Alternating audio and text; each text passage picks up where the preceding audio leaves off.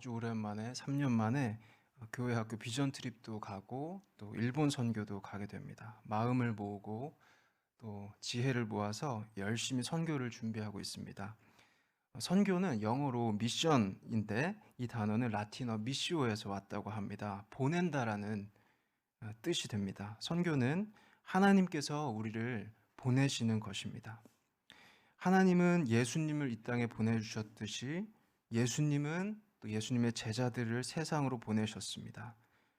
하나님은 문화의 경계를 넘어서 우리를 선교지로 보내십니다. 거기에서 우리는 예수 그리스도의 복음을 전하고 또 사랑을, 성도의 교제를 나눕니다. 또 우리는 우리의 자리, 일상에서 있는 우리의 자리로 또 보냄을 받았습니다. 가정으로, 교회로, 직장으로, 또 학교와 사회와 세계 속으로 보냄을 받았습니다. 하나님께서 우리를 보내신 그 자리에서 우리는 성도는 소금과 빛으로 살아가도록 부름받았습니다. 선지자들은 하나님께서 하나님의 말씀을 대언하라고 보내신 분들입니다.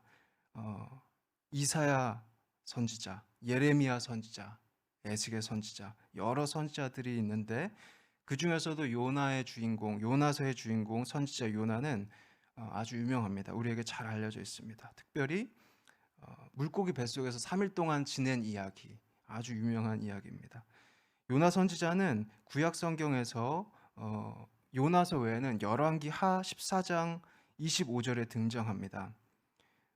이스라엘 하나님 여호와께서 그 종 가드 헤벨 아미떼의 아들 선지자 요나로 하신 말씀과 같이 여로보암이 이스라엘 지경을 회복했고 하맛 어귀에서부터 아라바 바다까지 하였다. 이렇게 선지자 요나의 활동이 이곳에만 기록이 되어 있습니다.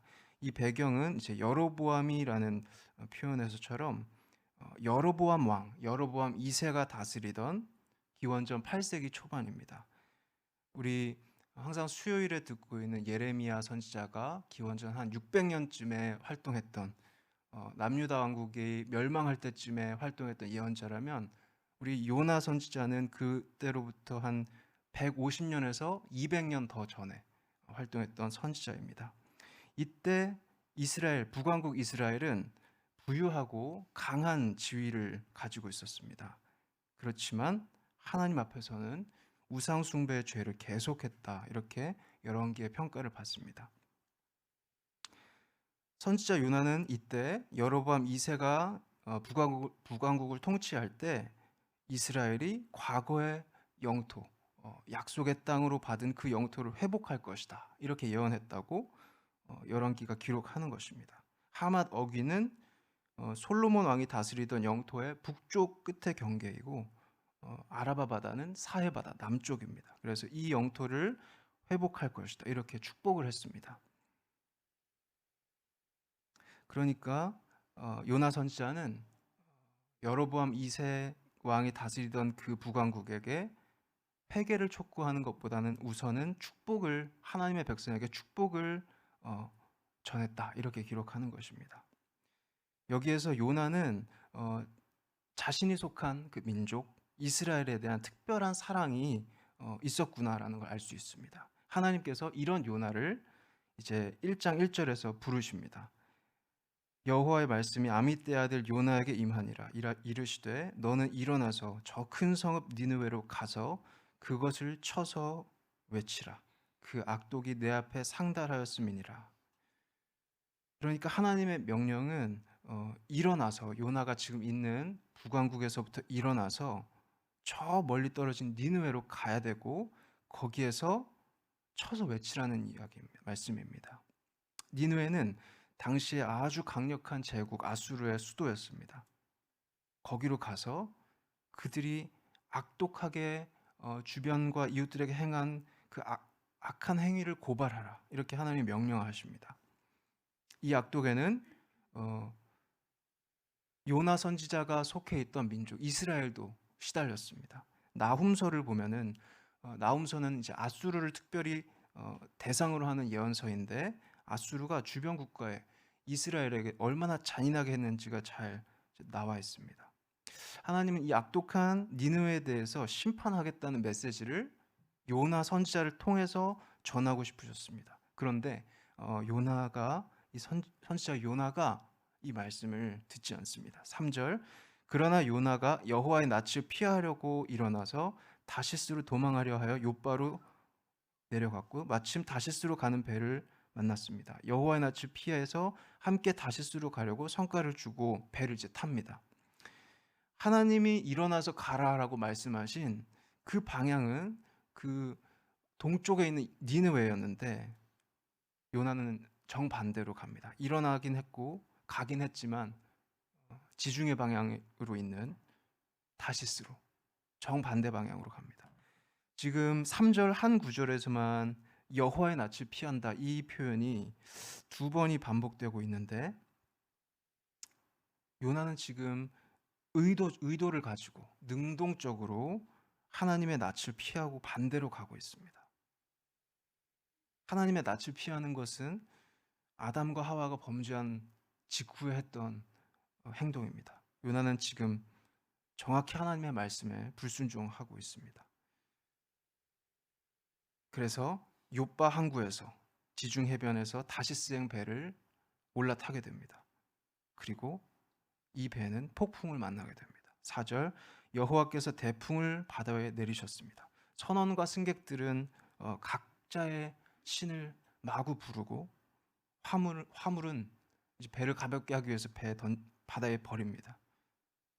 그러다가 제비를 뽑게 되고 이 재앙의 이유를 묻게 되고 결국에는 요나가 하나님의 낯을 피해서 이 배에 올랐다는 사실을 알게 됩니다. 이 문제를 해결하기 위해서, 이 재난을 해결하기 위해서 다른 방법을 찾다가 애쓰다가 어쩔 수 없이 이제 이 배의 승객들이, 선원들이 요나를 바다에 던지게 됩니다. 1장 15절 요나를 들어 바다에 던졌습니다. 그러자 바다에 뛰노는 것이 곧 그쳤습니다. 요나서는 지금 1장의 처음 이야기에서 우리가 요나의 이런 모습을 본받지 말 것을 가르치고 있습니다. 우리는 요나의 불순종을 보면서 그래서 반면교사로 삼아야 됩니다.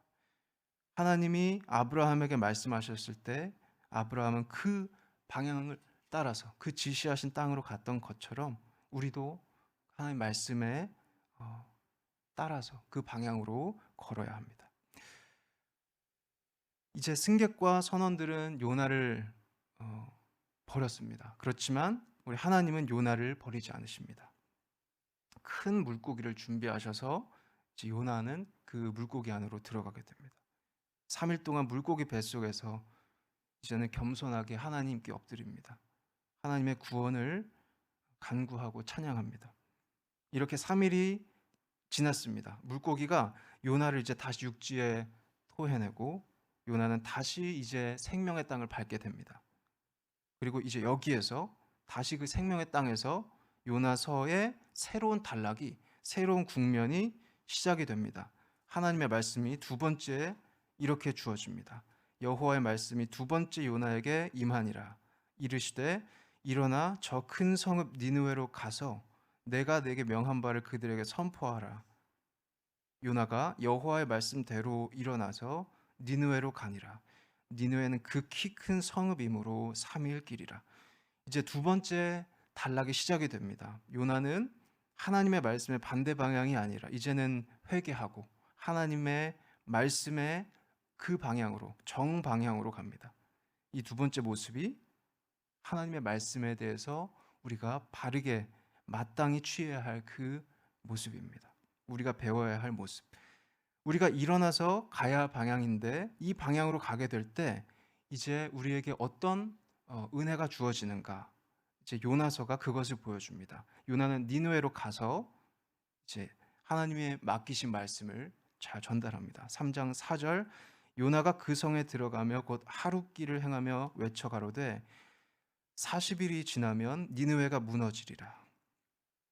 요나가 도착을 했습니다. 큰 성읍 니느웨인데 인구는 12만여 명이 있다고 되어 있고 또 다 돌기 위해서는 3일이 걸릴 정도로 아주 거대한 성읍이었습니다. 요나는 하루 종일 열심히 하나님의 말씀을 전했습니다. 열심히 외쳤습니다. 그렇지만 요나가 그 12만여 명에 되는 모든 니느웨 주민들에게 그 하나님 말씀을 다 외칠 수는 없었습니다. 요나는 한 사람이고 니느웨는 당시 제국의 수도이고 가장 큰 성읍이었습니다. 요나의 선포를 들은 사람보다 듣지 못한 사람들이 더 많습니다. 만약에 요나의 능력만 있었다면, 요나의 성실성만 있었다면은 니느웨는 그 하나님의 말씀을 다 들을 수 없었습니다. 3분의 2는 3일 길 중에 이틀을 돌아다녀야 만날 수 있는 그 사람들은 하나님의 심판에 대한 소식을 알지 못한 채로 그 심판을 만나게 됐을 것입니다. 그런데 요나가 하루를 열심히 일했을 때, 하나님의 말씀에 따라서 최선을 다해 순종했을 때 하나님이 그 나머지 3분의 2에게 말씀을 전하시고 그 일을 이루어 가십니다. 3장 5에서 7절, 니느웨 백성이 하나님을 믿습니다. 요나의 그 선포를 들은 그 백성들이 일단 하나님을 믿게 됩니다. 그리고 6절, 그 소문이 납니다.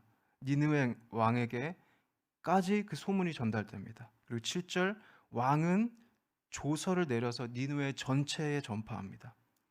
하나님은 니느웨 백성에게 믿음을 주시고 또 소문을 사용하셔서 왕에게 전달되게 하시고 아수르 왕의 조서를 사용해서 이제 니느웨 전체가 다 알게 됩니다.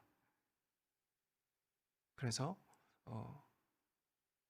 가장 바깥에 거주하는 백성부터 가장 중심에 거주하는 왕까지 하나님의 말씀 앞에서 회개를 합니다. 그래서 니느웨는 이제 하나님의 심판으로부터 비켜나가게 됩니다. 3장 10절, 하나님이 그들의 행한 것 곧 그 악한 길에서 돌이켜 떠난 것을 감찰하시고 뜻을 돌이키사 그들에게 내리리라 말씀하신 재앙을 내리지 아니하시니라. 요나가 순종했을 때 하나님이 그 순종을 사용하셔서 이 선을 이루셨습니다. 예수님이 어린아이의 오병이어를 사용하셔서 수천 명을 먹이신 것처럼 우리의 능력이 크지 않아도 우리가 온전히 순종할 때 하나님은 그 우리의 순종을 사용하셔서 큰 일, 선을 이루십니다. 그런데 요나는 이 상황에 대해서 분노를 느낍니다. 4장 1, 2절, 요나가 심히 싫어하고 노하여 여호와께 기도합니다. 하나님의 말씀에 순종을 하기는 했지만 사실 요나는 니느웨가 심판을 그대로 받았으면 하는 마음이 있었습니다. 니느웨는 요나가 그렇게 사랑한 그 민족 이스라엘을 압박하고 압제하고 잔인하게 대한 그 거대한 성이었습니다. 요나가 처음에 니느웨로 가라고 하나님이 말씀하셨을 때도 정반대로 가고 이렇게 불순종했던 것도 하나님께서 자비하시고 인자하시고 노하기를 더디하셔서 결국에는 이 심판을 소식을 안 니느웨 백성들이 회개하면 그 심판을 내리지 않으실까 봐, 니느웨 백성들이 심판으로부터 구원받을까 봐 그것이 싫었다고 막 하나님께 기도하고 불평하는 모습이 있습니다. 요나는 이렇게 하나님께 굉장히 화를 내면서 솔직하게 화를 마구 분출하면서 바깥으로 나가버립니다. 니느웨 동쪽 성문 바깥에 있는 언덕에 딱 앉아서 이제 앞으로 이 성이 어떻게 될지 40일이 지나면 진짜 하나님이 심판을 안 하실지 아니면 심판을 하실지 관망합니다. 그 언덕에 해가 쨍쨍하게 내려 비추고 있습니다. 하나님이 요나를 생각하셔서 박넝쿨을 주시고 그늘을 준비해서 요나에게 선물하십니다. 6절, 하나님 여호와께서 박넝쿨을 준비하셔서 요나 위에 가리우게 하셨으니 이는 그 머리를 위하여 그늘이 지게 하고 그 괴로움을 면케하려 하심이었더라. 요나가 박넝쿨을 인하여 심히 기뻐하였다. 요나는 이제 그늘이 지고 시원하니까 기뻐합니다. 그런데 이제 그늘을 준비하셨던 하나님이 이번에는 벌레와 뜨거운 동풍을 준비하십니다. 7, 8절, 하나님이 벌레를 준비하시고 이튿날 새벽에 그 박넝쿨을 씹게 하시고, 그러니까 곧 시드니라. 해가 뜰 때 하나님이 뜨거운 동풍을 준비하셨고 해는 요나의 머리에 쬐매 요나가 혼곤하여 스스로 죽기를 구하여 가로되 사는 것보다 죽는 것이 내게 나으니이다. 요나는 또 금방 분노합니다. 금방 기뻐했다가 금방 분노했다가 마구 바뀝니다. 생명의 주관자이신 하나님 앞에서 차라리 자기의 생명을 가져가시라고 아주 적절하지 않은 언어를 마구 사용해 버립니다. 요나가 무엇으로 기뻐했는지 한번 보십시오. 자기 한 몸의 시원함입니다. 또 요나가 분노했던 것을 생각해 보십시오. 자기 한 몸이 느끼는 더움, 덥다고 하나님께 이렇게 말합니다. 또 자기 민족에게 악독하게 했던, 잔인하게 대했던 민족 니느웨의 구원이 또 요나를 분노하게 했습니다. 요나의 기쁨과 분노의 기준이 무엇인지 우리가 잘 봐야 합니다. 그의 기쁨과 분노를 결정했던 것은 내 몸이 지금 시원한가, 더운가, 유쾌한가, 불쾌한가, 자기 민족에 대해서 니느웨가 어떻게 했는가, 이 모두 자기 자신을 중심으로 하는 것들입니다. 그런데 여기에 비해서 우리 하나님의 뜻은 높은 곳에 있습니다. 4장 10절 11절 여호와께서 가라사대 네가 수고도 아니하였고 배양도 아니하였고 하룻밤에 났다가 하룻밤에 망한 이 박넝쿨을 네가 아꼈거든. 하물며 이 큰 성읍 니느웨에는 좌우를 분변치 못하는 자가 12만여 명이요 육축도 많이 있나니 내가 아끼는 것이 어찌 합당치 아니하냐. 하나님은 이 니느웨 사람들도 아끼시는 하나님이십니다. 12만여 명의 사람들이 있고 많은 육축들이 있습니다. 이 사람들은 비록 악독하게 했습니다. 무엇이 옳고 무엇이 그른지에 대한 반성도 없고 하나님 앞에서 경외도 없습니다. 그렇지만 하나님은 그럼에도 불구하고 이 악인들이 방향을 돌이켜서 요나가 그랬던 것처럼 회개해서 하나님께 돌아와서 사는 것을 원하시는 것입니다. 아끼는 마음입니다. 요나로서는 이런 하나님의 마음은 참 이해하기가 어렵습니다. 요나의 기쁨과 분노는 그 자기 자신, 그 중심을 돌고 있었는데 하나님은 높은 곳에서 니느웨 사람들까지 아끼시니까 이게 이해가 잘 안 됩니다. 사도 바울은 갈라디아서 5장 17절에서 육체의 소욕은 성령을 거스린다. 성령의 소욕은 육체를 거스린다. 이 둘이 서로 대적한다. 이렇게 말씀했습니다. 그러니까 요나는 자신의 소욕을 넘어서 하나님의 마음을 향해서 가야 합니다. 요나는 하나님의 말씀에 순종해서 니느웨까지 왔기 때문에 그러나 순종해서 여기까지 왔기 때문에 하나님의 마음, 이 높은 마음 이것을 보게 됩니다. 하나님의 마음이 이 넓은 세상을 이 큰 성읍도 아끼시는구나. 이거를 요나는 순종해서 여기까지 오지 않았으면 알지 못했습니다. 요나의 작은 마음이 하나님의 큰 마음에 하나님의 그 높은 뜻에 이렇게 닿게 되었습니다. 우리도 하나님의 말씀에 순종을 하면 가장 먼저 가장 인상적으로 우리의 자신이 바뀌게 됩니다. 더 넓어지고 위의 것을 바라보면서 높은 곳을 바라보면서 하나님의 마음을 알게 됩니다. 이제 말씀을 맺겠습니다. 요나는 자신이 속한 민족 이스라엘을 특별히 사랑하는 마음이 있었습니다. 이 사랑이 하나님의 말씀에 대한 순종보다 때로는 우선시 되기도 했습니다. 그래서 우선순위가 이렇게 되어 있었을 때 요나는 하나님의 말씀에 불순종하게 됩니다. 그렇지만 하나님은 요나를 바로 버리시는 것이 아니라 여전히 특별하게 보시고 뜻을 가지시고 여러 가지를 준비하시고 니느웨로 이 선지자 요나를 보내십니다.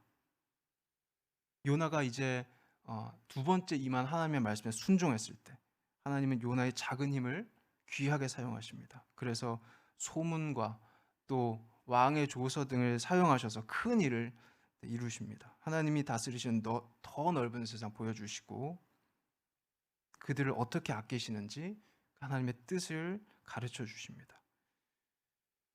선교사역을 준비하는 우리, 또 보내신 삶의 자리에서 각자 맡은 역할을 잘 감당하고 있는 우리도 마찬가지입니다. 하나님의 말씀에 늘 순종해서 하나님이 이루시는 일들의 목격자, 증인이 되며 하나님의 뜻을 계속해서 그 아끼시는 마음을 계속해서 배워가는 저와 여러분 되시기를 바랍니다.